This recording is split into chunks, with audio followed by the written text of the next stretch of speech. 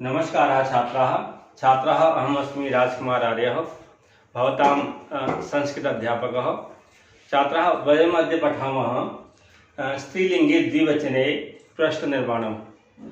तो किस तरह से प्रश्न निर्माण होता है स्त्रीलिंग में बहुवचन में, वो आज हम इसमें क्लास में पढ़ेंगे, इस वीडियो के माध्यम से जानेंगे और उदाहरणों सहित मैं आपको बताऊंगा कि इसके उदाहरण कैसे कैसे होते हैं।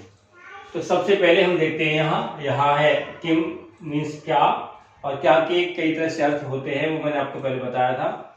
और यहाँ स्त्रीलिंग में प्रश्नवाणम प्रश्नों का निर्माण होता है। उदाहरणानि मैं आपको उदाहरण दूंगा किस तरह से इनके प्रश्न निर्माण होते हैं। उसके बाद विभक्ति है, यहाँ विभक्ति से हम स्टार्ट करते हैं। विभक्ति है प्रथमा के द्विवचन में यहाँ जो रूप बनते हैं वो इस तरह से हैं। द्विवचने में लिख देता हूँ जिससे कि आपको कोई डाउट न हो कि ये कौन से वचन का रूप है। द्विवचने मीन्स द्विवचन में। प्रथमा का द्विवचन में होता है कि, द्वितीया के द्विवचन में होता है कि, ये दोनों सेम होते हैं। उसके बाद तृतीया के द्विवचन में काभ्याम होता है, जैसे आपने पुल्लिंग में देखा काभ्याम, उसी तरह से यहाँ है। चतुर्थी में भी उसी पुल्लिंग के समान है। पंचमी में भी पुल्लिंग के समान है। ये तीनों में पुल्लिंग के समान रूप इसके चलते हैं, ऐसा हम मानते हैं। आगे षष्ठी व्यक्ति है कयोः और सप्तमी भी है कयोः। तो ये जो रूप हैं आपने नपुंसकलिंग में भी द्विवचन में देखे होंगे, लगभग उसी तरह से यहाँ हैं। केवल इतना है कि आपको ध्यान ये रखना है कि इनको हमने स्त्रीलिंग में प्रयोग किया है, उनको हमने नपुंसकलिंग में प्रयोग किया था। आगे जब उदाहरण हम देंगे तो भी वहाँ स्त्रीलिंग के शब्दों का ध्यान रखेंगे, क्योंकि यह स्त्रीलिंग के शब्दों को ही ये यहाँ उदाहरण से बनेंगे, नपुंसकलिंग के शब्दों के माध्यम से उदाहरण नहीं बनेंगे। तो ये ध्यान रख करके हमें उदाहरण देने हैं। और इनके कारक चिन्ह है, वो कारक चिन्ह मैंने आपको बताए थे पहले भी। वो कारक चिन्ह वही होते हैं जो कारक चिन्ह आपने पुल्लिंग के और नपुंसकलिंग के आपने पढ़े थे, उसी तरह के कारक चिन्ह याद रखेंगे। के कौन दो, और के फिर दोबारा से है कौन दोनों को, और या किन दोनों को। आगे है काभ्याम किन दोनों के द्वारा, या किन दोनों ने, या किन दोनों से। काभ्याम फिर है किन दोनों के लिए, और काभ्याम फिर है किन दोनों से दूर होने के अर्थ में। कयोः किन दोनों का, या किन दोनों की, या किन दोनों के। और कयोः फिर है यह किन दोनों में, या किन दोनों पर। तो इस तरह से इन शब्दों के अर्थ है। मैंने आपको जो स्टार्टिंग से जब बताया है प्रश्न निर्माण करते समय, तो इसी तरह से मैंने हर शब्द के अर्थ आपको किए। बार बार मैं इसलिए करता हूँ जिससे आप इन्हें जब देखें, वीडियो को देखें, तो आपको पता लगे कि किस तरह से वही चीजें हैं जो आपने पहले प्रश्न निर्माण में आपने पढ़ी थी और समझी थी, वही चीजें सारी यहाँ हैं। क्योंकि शब्द अलग अलग हैं केवल और लिंगानुसार हैं, इसलिए थोड़े शब्द अलग अलग हैं, लेकिन इनके अर्थ वही तरीका है करने का जो पुल्लिंग के शब्दों का हम करते हैं। तो अब यहाँ हम उदाहरणों से समझेंगे इनके उदाहरण क्या क्या हो सकते हैं द्विवचन में। यहाँ मैं आपको समझाऊं के है। अब यहाँ पहला नंबर डालते हैं, इससे प्रथम व्यक्ति हम मानेंगे। तो यहाँ है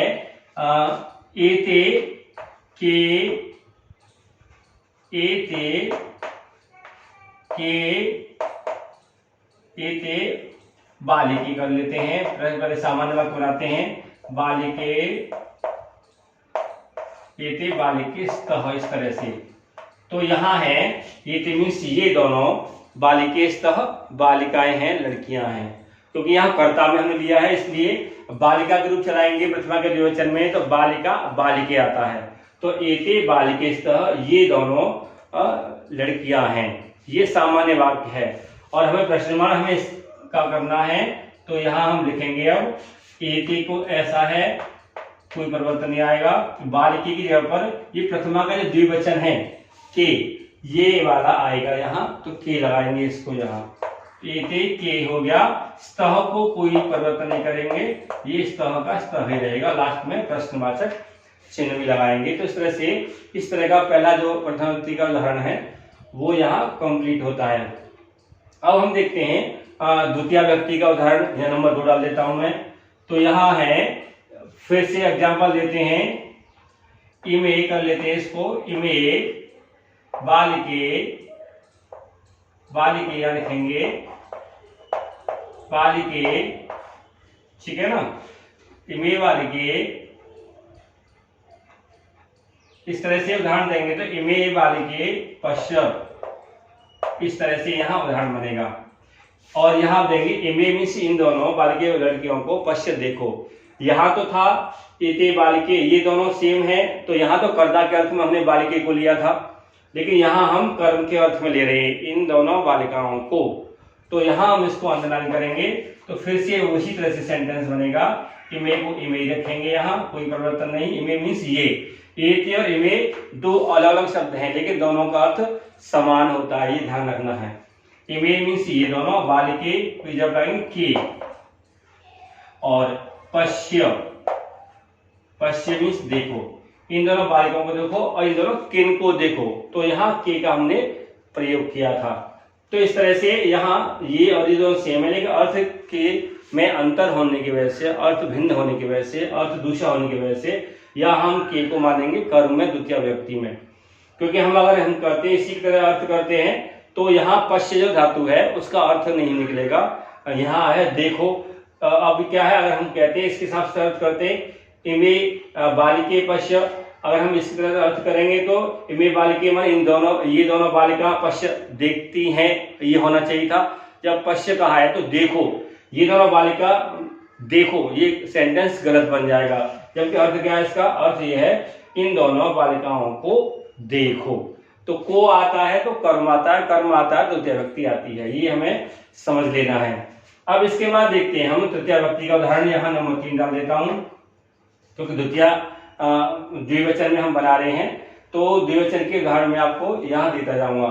अब क्या है, यहाँ का लेते पुस्तिकाभ्याम, पुस्तिका का अर्थ मैंने आपको पहले बताया था, पुस्तिकाभ्याम पठति, ये इस तरह से एक उदाहरण देते हैं। यहाँ हो जाएगा अर्थ इसका पुस्तिकाभ्याम कॉपियों से, यहाँ पठति मीन्स पढ़ता है, कॉपी दो कॉपियों से, दो नोटबुक हैं उनसे पढ़ता है। तो यहाँ इस तरह से ये हैं। अब यहाँ हम इसको करेंगे, रेखांकित करेंगे तो प्रश्न बनाएंगे। यहाँ वो आएगा इस तरह से, पुस्तिकाभ्याम की जब आएगा ये तृतीय व्यक्ति वाला काभ्याम, तो यहाँ आएगा काभ्याम, काभ्याम लिख लेंगे और फिर आएगा पठति। पठति जो क्रिया है वो उसी तरह से आएगी जो है, उसमें कोई परिवर्तन नहीं आएगा। लेकिन हाँ, यहाँ प्रश्नवाचक चिन्ह लगाएंगे और यहाँ भी प्रश्नवाचक चिन्ह लगेगा, क्योंकि हमने इसका प्रश्न बनाया है।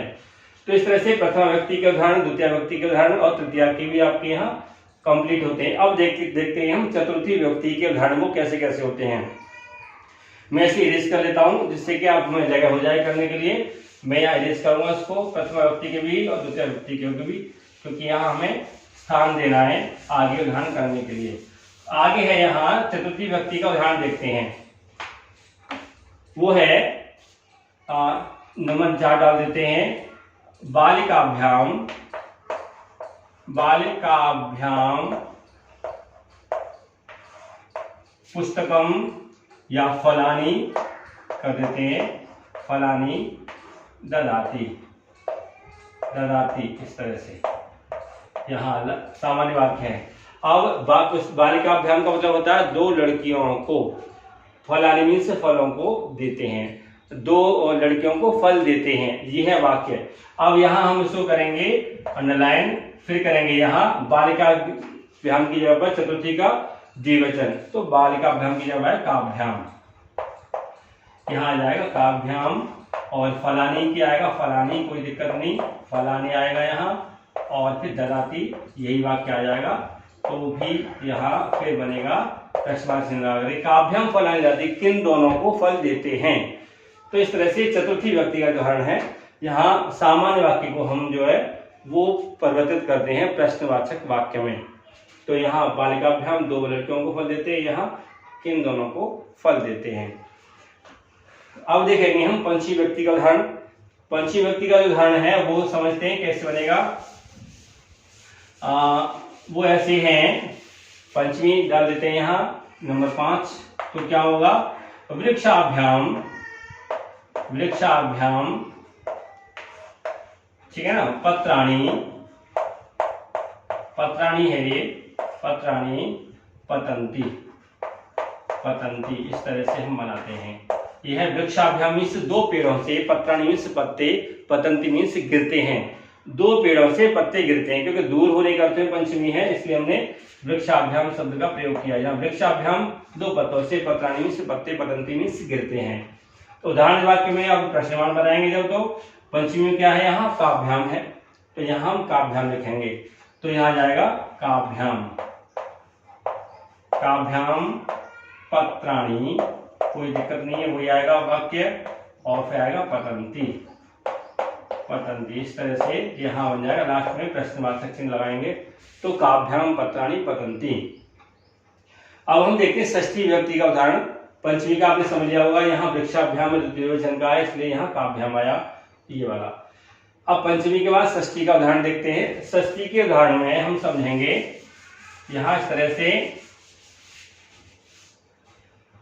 वो है महिलयोः, या रमा शब्द का प्रयोग करेंगे, रमयोः पुस्तकानि, पुस्तकानि, इस तरह से लिखेंगे सन्ति। ये है यहाँ सामान्य वाक्य है। रमयो मीन्स दो रमाओं की, रमा मीन्स किसी लेडी का नाम हो सकता है, बच्ची का नाम भी हो सकता है। रमयो दो रमाओं की, पुस्तकानि सन्ति, पुस्तकें हैं। क्योंकि पुस्तकों का संबंध रमा से है तो उसमें षष्ठी विभक्ति आती है। तो यहाँ आएगा रमयो की जगह पर कयोः, तो बन जाएगा यहाँ, इसको नाम करेंगे कयोः। इस तरह से पुस्तकानि, पुस्तकानि, इस तरह से फिर आएगा सन्ति, सन्ति, इस तरह से। और लास्ट में प्रश्नवाचक चिन्ह भी आएगा। कयोः पुस्तकानि सन्ति, किन दोनों की पुस्तकें हैं। इस तरह से हम यहाँ प्रश्नवाचक जो वाक्य है वो बना लेंगे। अब है सप्तमी विभक्ति का उदाहरण, वो समझते हैं। यहाँ हम समझेंगे इस तरह से, लतयोः, लतयोः, ठीक है ना, फलानि, फलानि सन्ति, इस तरह से यहाँ। और इसको करेंगे नलन, क्योंकि हमें इसका प्रश्नवाचक वाक्य बनाना है। अब यहाँ क्या है, लतयोः मीन्स दो लताओं, लता मीन्स मैंने आपको पहले बताया था, लता का अर्थ बेल भी होता है, लता का अर्थ किसी व्यक्ति का, किसी महिला का नाम भी हो सकता है। तो लतयोः दो लताओं के, फलानि सन्ति फल हैं। क्या यहाँ षष्ठी विभक्ति में भी इसका अर्थ बन सकता है, लेकिन हम यहाँ बनाएंगे सप्तमी विभक्ति में इसका अर्थ। क्यों? क्योंकि हमें जो है सप्तमी विभक्ति का उदाहरण ही यहाँ पूरा करना है। यहाँ हम सप्तमी डाल देते हैं। तो लतयोः मीन्स लताओं पर क्या है, फलानि सन्ति फल हैं। तो लताओं पर है तो यहाँ आएगा कयोः, कयोः फलानि, इस तरह से सन्ति, इस तरह से आएगा ये। और लास्ट में प्रश्नवाचक चिन्ह। आप इसके दो तरह से अर्थ कर सकते हैं। मैंने आपको संबंध में बताया था, क्योंकि संबंध में यही होता है, और मैं पे पर के लिए भी यही होता है। हम कह सकते हैं लताओं के फल हैं, और हम कह सकते हैं लताओं पर फल हैं, क्योंकि हमें सप्तमी विभक्ति ही यहाँ इच्छित है। हम चाहते सप्तमी में इसका अर्थ बने, तो यहाँ जाएगा लताओं पर फल हैं। अब यहाँ इसका वाक्य बनेगा किन पर फल हैं, ठीक है ना। इस तरह से षष्ठी और सप्तमी विभक्ति दोनों चीज सेम लगती हैं, लेकिन जब अर्थ करते हैं इनका भेद हो जाता है, और भेद होने से यहाँ पता लगता है कि यहाँ सप्तमी विभक्ति है। तो बच्चों इस तरह से द्विवचन के उदाहरण हैं जो कि हम बनाए हैं, हमने इस वीडियो में बनाया है। द्विवचन के उदाहरण हैं, यहाँ कंप्लीट होते हैं। और आगे अब आपका बचा बहुवचन सप्तमी जो है सातों विभक्तियों में, क्योंकि द्विवचन के उदाहरण भी कई हैं और बहुवचन के भी कई हैं। तो हम द्विवचन के उदाहरण को अलग वीडियो में रखेंगे और बहुवचन के उदाहरण जो होते हैं उनको अलग वीडियो में रखेंगे, जिससे कि आपको दोनों अलग अलग वीडियो मिले, दोनों अलग अलग चीजों को आप समझ पाएं किस तरह से होता है। तो बच्चों इसी के साथ जो है हम यहाँ वीडियो को समाप्त करेंगे, और आगे जो है जो बहुवचन के उदाहरण हैं हम आपको अगले वीडियो में आपसे शेयर करेंगे। इसी के साथ मैं यहाँ इस वीडियो को समाप्त करता हूँ। धन्यवाद।